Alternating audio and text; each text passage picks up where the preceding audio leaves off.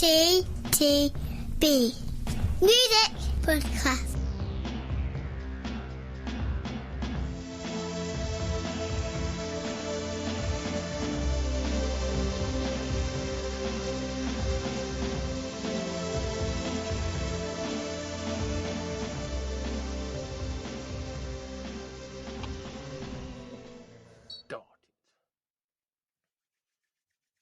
Jingle bells, go all the way. Yeah, like it. Do you know, I've been saying. Oh, what fun it! For years, Oh, you saved that, have you? I've been saying it for years that we should bring a bell onto this Christmas edition. Yeah, actually, saying that, I do have as well. Look.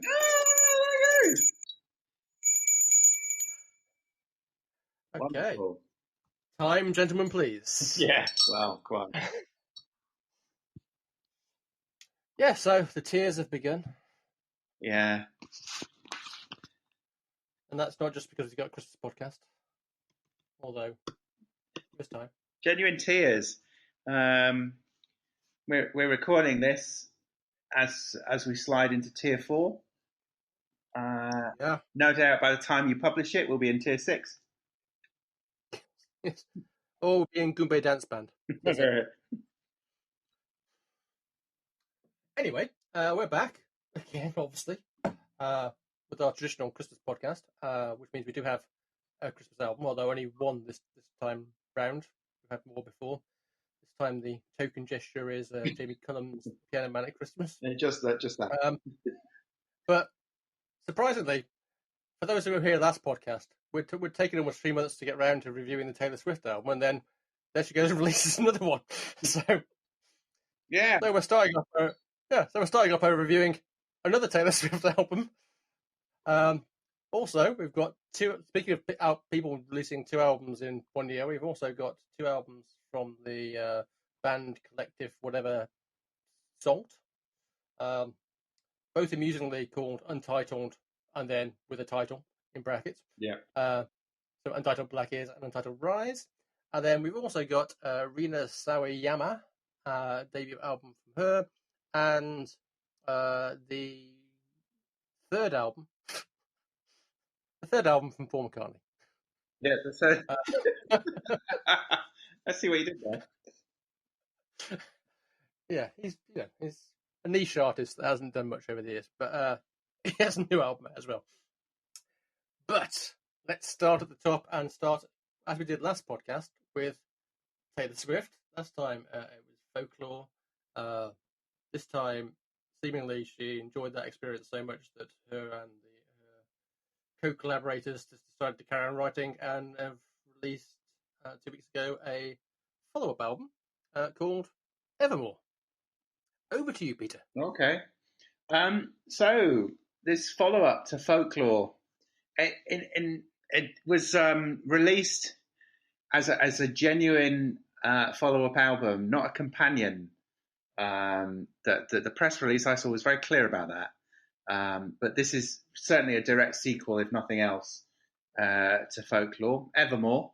My initial thoughts listening through it, I thought oddly, it's distinct in its own way, and I think with the as we were saying only recently on our last podcast, in fact, it felt that with Folklore she'd gone very, very much towards an updating of her roots, but through sort of a folky, back to a sort of singer guitar indie vibe. I felt that Evermore, whilst continuing that, obviously, felt more distinct and felt stronger. It felt more personal as well.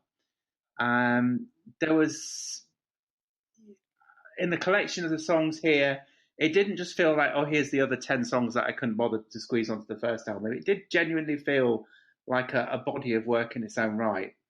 Yeah.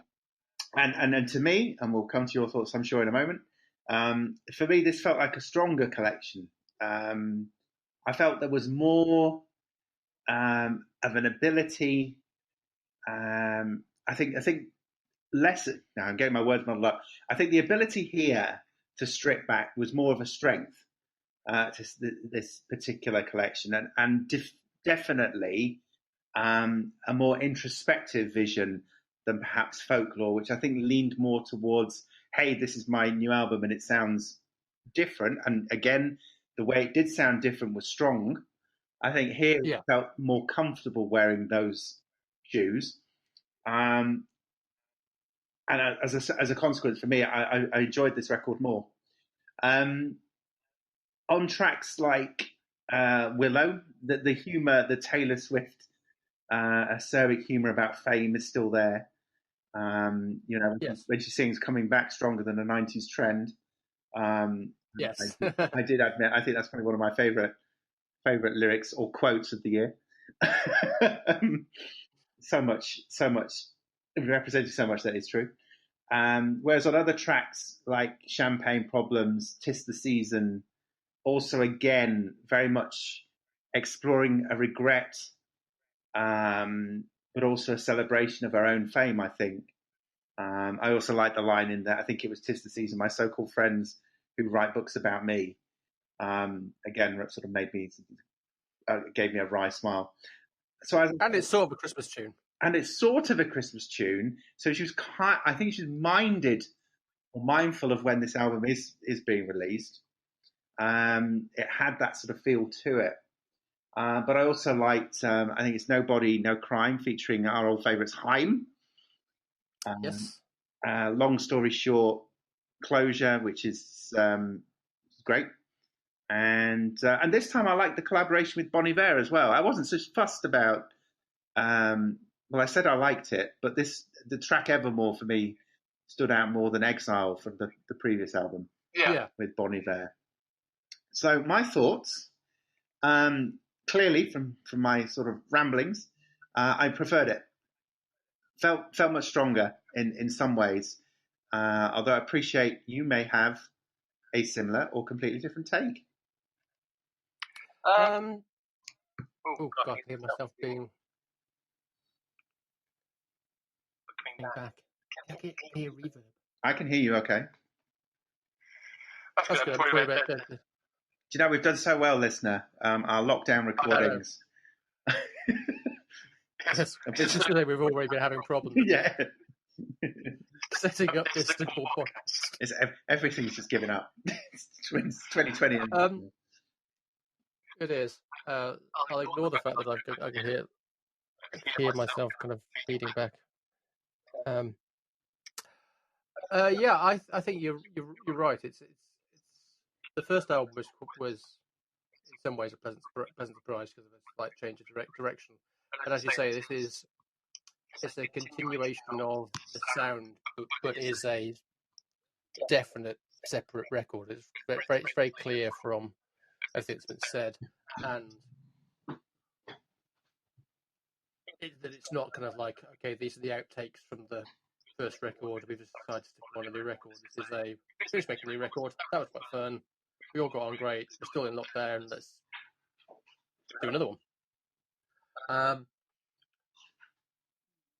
I think it starts really well. I really like Willow, particularly.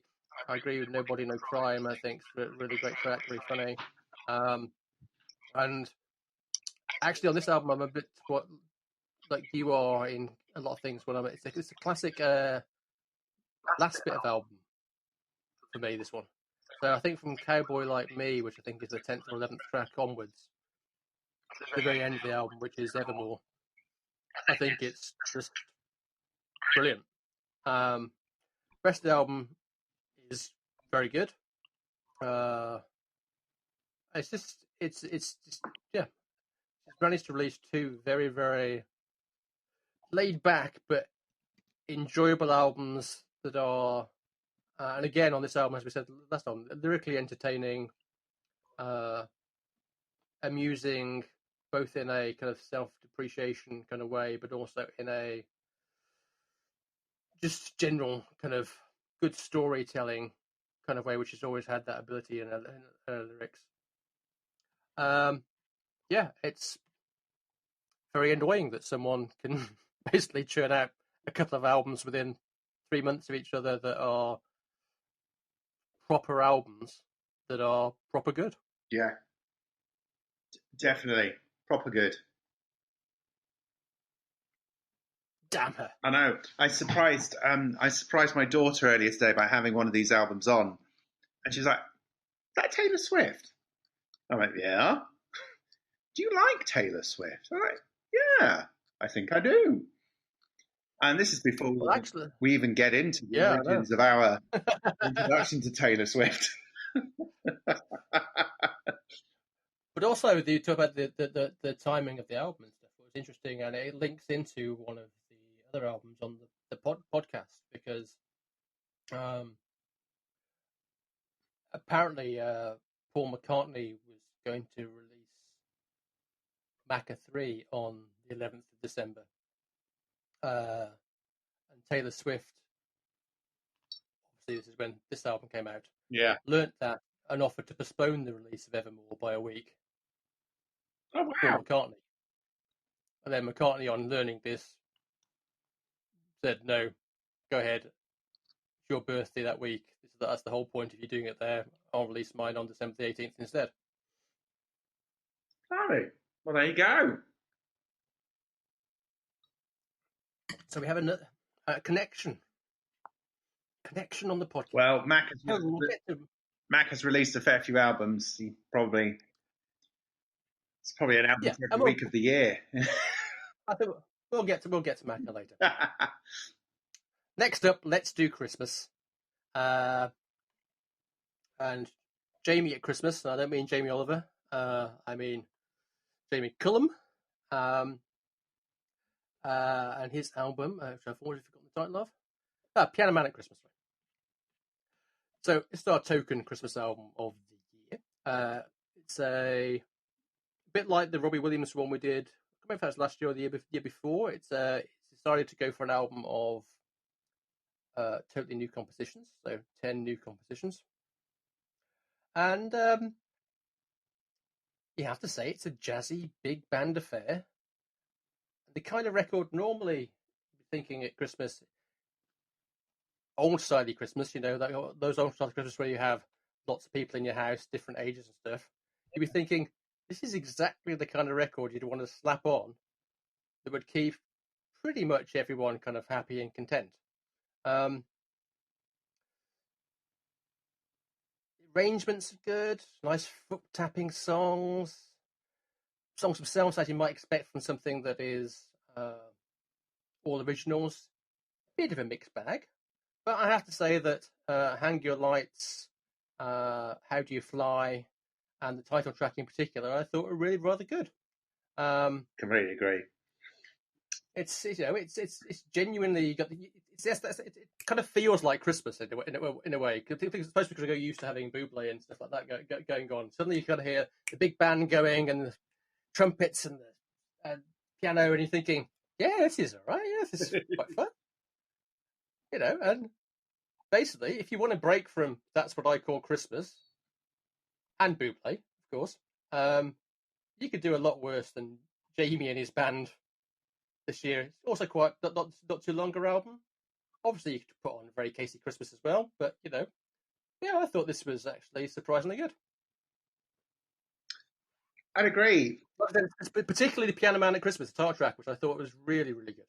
Yeah, and the three tracks you've mentioned, plus Turn On the Lights for me, and Christmas Never Gets Old. What you've got here, it's almost, it's the second year running we've actually had a sort of a compilation of mostly original songs with a few classics thrown in at the end for good measure. By which I mean covers of perhaps some well-known Christmas tunes. Yes, on the extended version. And I think last year we had Robbie Williams pull a similar trick with his Christmas album, and like that effort, but actually with perhaps a little bit, as you say, more maturity in terms of the sound in some of those tracks. I think we've got another sort of an album of original songs, which knocks anything by Bublé or You're Tired Out. Now that's what I call greatest Christmas album ever.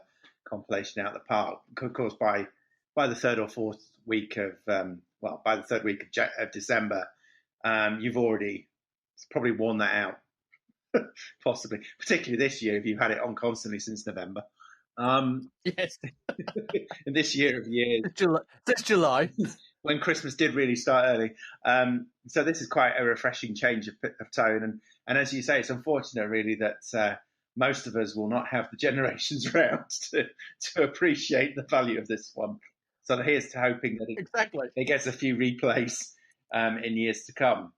Because actually, I think, with this album, you have the sort of return of the classic Christmas album, and I think we've moved away from obviously reviewing the sort of the annual compilation of covers for something more original. Yes. And I think this is really good, album in its own right. A bit like, as you mentioned the Casey album, I mentioned the Robbie Williams album. I think, we're starting to see that emerge as a trend now, which is great.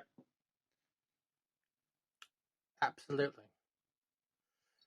That's Christmas done. We'll now move on to, actually, you might as well doing both at once, because otherwise it's a bit pointless. The two albums that came out by SAULT this year.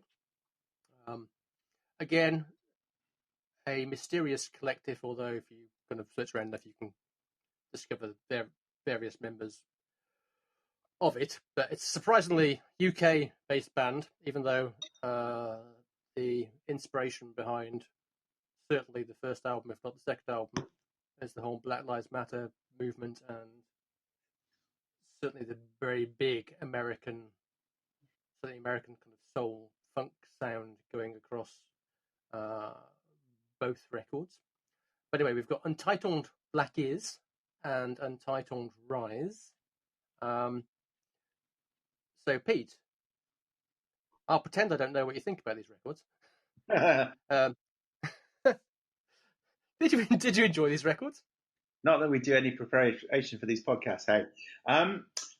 I really enjoyed both albums. I listened to them separately, and I treated them very much as such, because there was something of a, albeit small, gap between release. But I think what crucially, sort of more for the second one, and you mentioned Black Lives Matter already, I think very much the second one feels a more confrontational, no, that's the wrong word, a louder response, I think. Probably, in fact, almost certainly inspired by and feeding from the events of this summer, the murder of George Floyd, and the public response to the Black Lives Matter movement. I think the second album in particular really sort of feeds off of that and sort of pushes that musically, and adds an urgency to that album's message. But with the first record, I think what's probably very harder for a British audience to anticipate, but actually what really comes through, an album that is, production wise, is beautiful to listen to. I mean, it really fills the room or your ears, depending on how you're listening to it. From the opening tracks and Stop Them, the sound draws you in. But again, reflecting on, sort of anticipating advents this year, Don't Shoot Guns Down very much reflects on what is for many an old news story, which was about to become newsworthy again. And in other areas of the album, a lot of smooth, sensual grooves, elements of alt jazz, a cracking soul album here and there as well, bubbling through. Wildfires in particular, I think, is a brilliant song from the first album. And then, of course, as I say, you get into the more urgent, urgency of Rise, which is more confrontational actually, because it does sort of pick you up from the first album, which is, I feel, a lot smoother, not necessarily slower. And the production here is equally as good, but again, there's a sort of rhythm through it that confronts you and sort of moves you along. There's that sense of continued movement and urgency. You've got Rise Intently, the track, Yes. Very much ups the ante and brings things up to the present. And then you have the march progressing through the beginning and the end. And this sort of drumming throughout the album, it continues, and it only really slows down right towards the end. And in particular, Black and Gold, one of the few lengthy but not really that lengthy instrumentals which pepper these two albums as well. So overall, I was really quite blown away by both production and lyrics, and clearly the message of both albums put together. Yeah, I mean, I can see why both albums have been well received by a broad spectrum of reviewers and listeners, because they do draw impressively from a diverse palette of sounds. You've got elements of pop, pure soul, dance, gospel, as you say, jazz, or even elements of what I always feel is slightly insulting kind of world music, whatever world music is. It's like foreign language film. It's kind of like, mean something that's in a normal, it's normal to anyone that can understand the language. Yeah. Yeah. But yeah, world music. But as kind of Brazilian and kind of South American beats and stuff like that, and also some kind of African beats as well. I mean, there's one track, I can't remember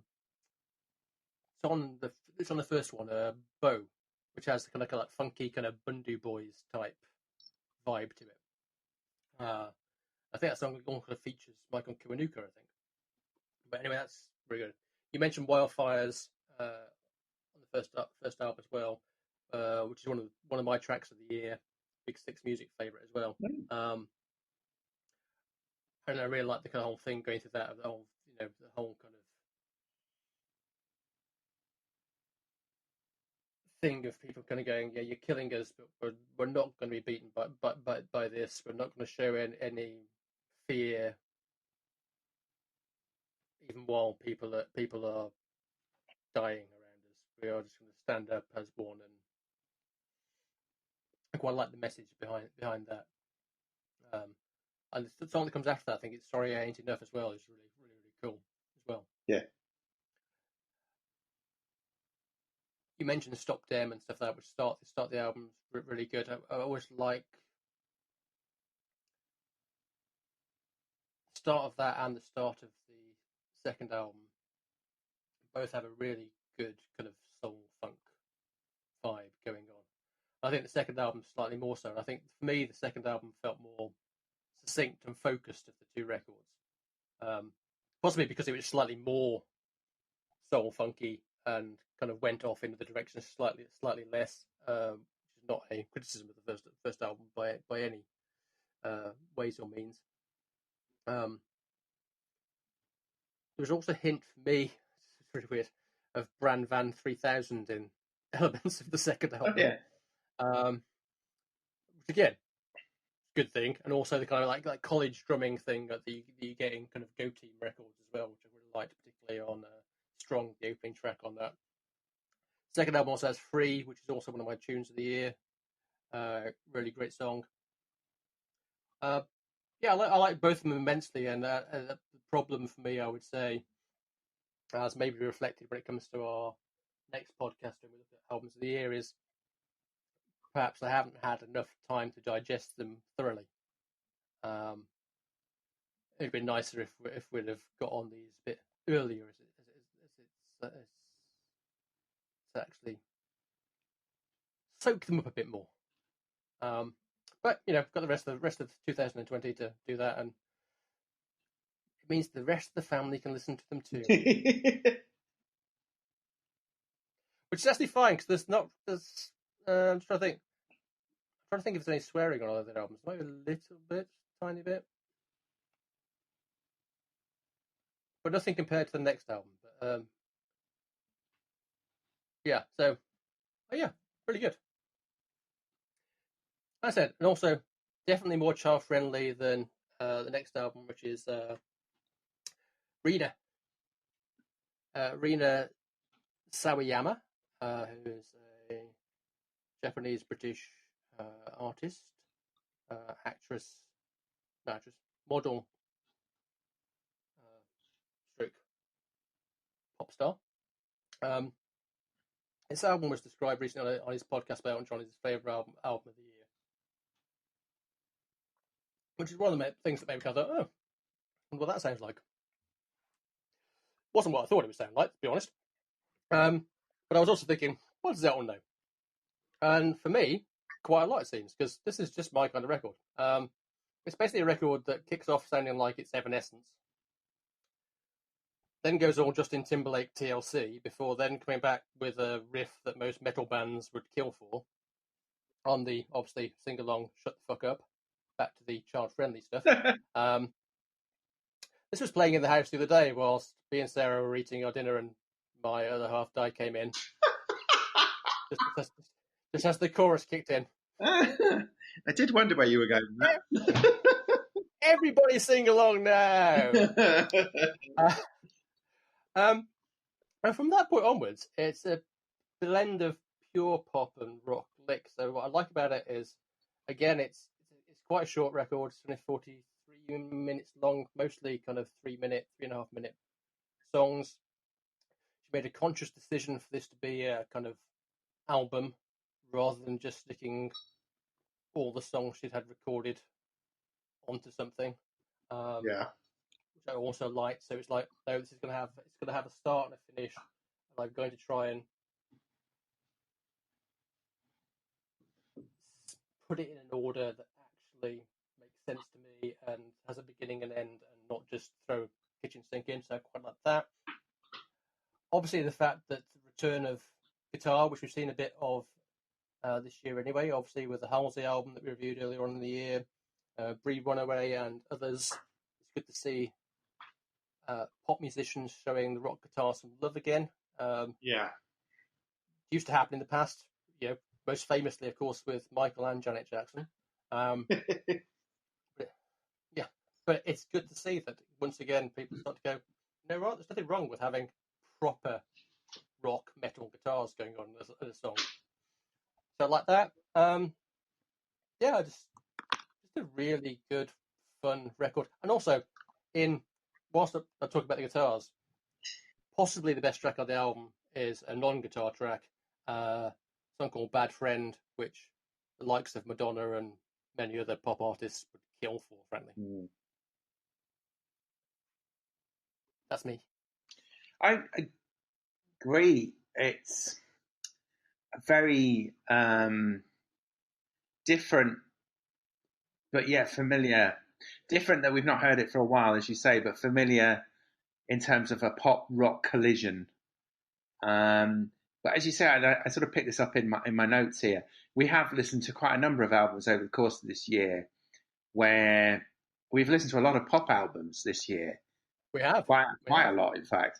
But we've increasingly heard rock, or at least guitar-driven music, whether that's indie or whether it's more rock, as this leans more towards, sort of coming through as well, in a more traditional sense. And I think there's this album's it's very quick, it's upbeat mostly, it's guitar-driven mostly, but it does interesting things as well. I mean, you mentioned a few tracks there. I also picked out Paradising. I felt that had a very sort of 1980s pastiche to it, which I enjoyed. Yes.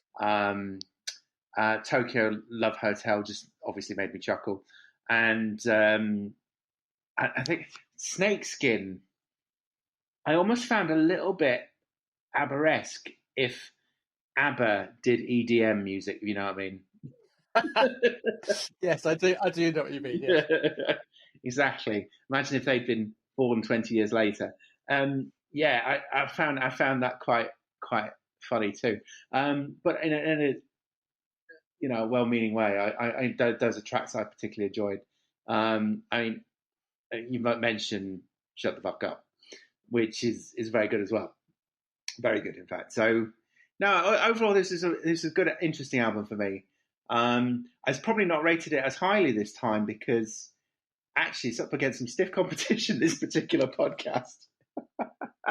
It is up against the difficulty Yeah, of this forecast. but actually, this is a fairly solid album. Who would have thought we'd get to the end of the year and still be reviewing really good records? Mm. In fact, that's probably the problem with this year, which we might discuss in the next podcast. We're thinking we may not have done as many podcasts as we perhaps should have done this year, but we've reviewed some bloody good I records. think there's been, yeah. Well, that's one for next time. But I think the rate of return is pretty good. So let's finish off with the return, if he particularly went away, of Paul McCartney. You know, as I said, this is his third album. First one came out in 1970. Second one, 1980. It's been a long hiatus. I don't know what he's been doing since, but it's like, you know, man's been like sitting on his arse doing fuck all for 20 years. No, 40 years, sorry. It's like 40 years. Anyway, yeah, 40 years before releasing his third album. Yeah. So, here he is, third album. Has he got anything left to say, Pete? Is this the difficult third album? Well, yeah, exactly, is it? This is a surprise. I mean, it's very emergence, I guess, as a surprise. But with a man like Paul McCartney, what else would you expect him to do? With his own locked away in his own private studio, it's interesting in that it does draw on that more experimental side of Macca, which does come out from time to time. And I feel with this one, the title is a deliberate nod, of course, to its predecessors in this occasional series of solo outings. And certainly with tracks like A Deep, Deep Feeling and even the opener, the long-tailed Winter Bird, the one with the very long tail, in fact, it does sort of nod towards those more experimental leanings, particularly of McCartney too. But then you get something that feels definitely more homespun Macca in Find My Way. Totally. And Seize the Day. And I think it's not quite the final. Is it the final track, Winter Comes? Yeah, because it's Winter Bird. Yes. Winter as a theme, again with a nod obviously to the time of year and the time this is coming out, but also the circumstances of its recording, and of a changing of the seasons, if you will. It feels winter feels very much a theme, and clearly old age, mortality, indeed mortality for all of us has perhaps been something that's probably tucked away in the corner of most of our minds this year in some shape or other at some time or other. And that comes out here in terms of, you know, having to, you know, engage in projects and move forward in perhaps not ideal circumstances. So, I mean, for that, hats off to Paul McCartney for once again tapping into perhaps how we all feel. Is it his strongest album of recent years? I'm not.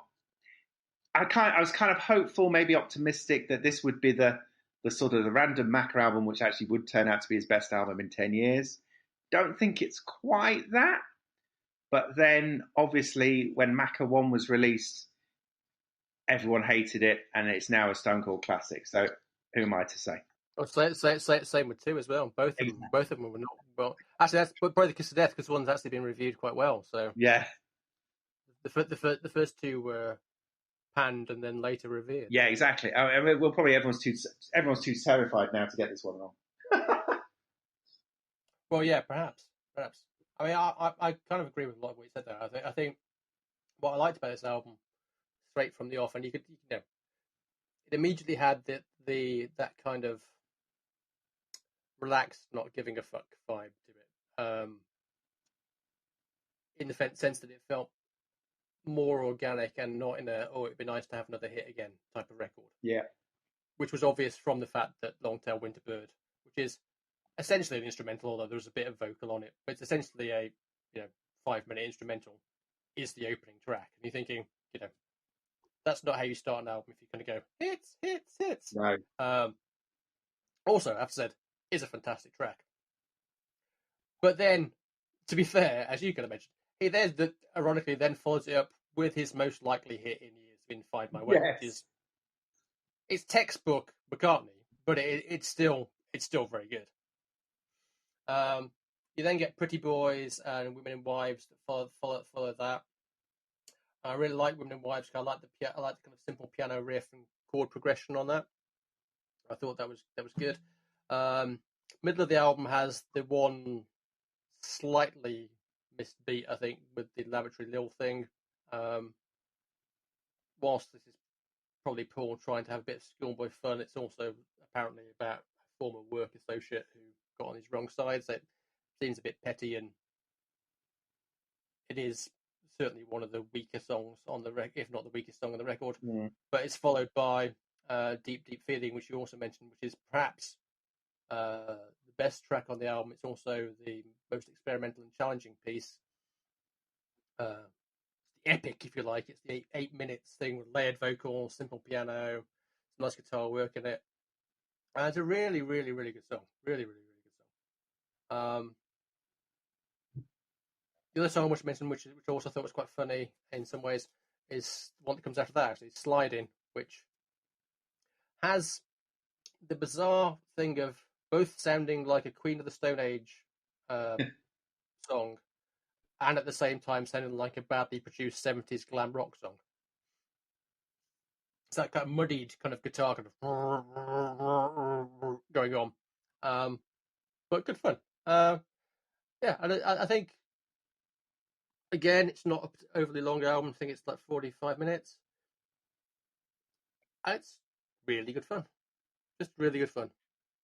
And if you like McCartney in any way, shape, or form, you'll like this record.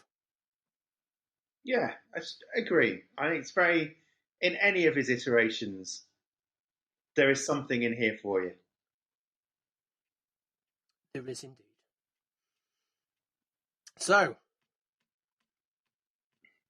I could probably figure this out, but I'll ask you anyway. I was about to say, like, actually, I probably know. I could probably figure this one out by looking at something else.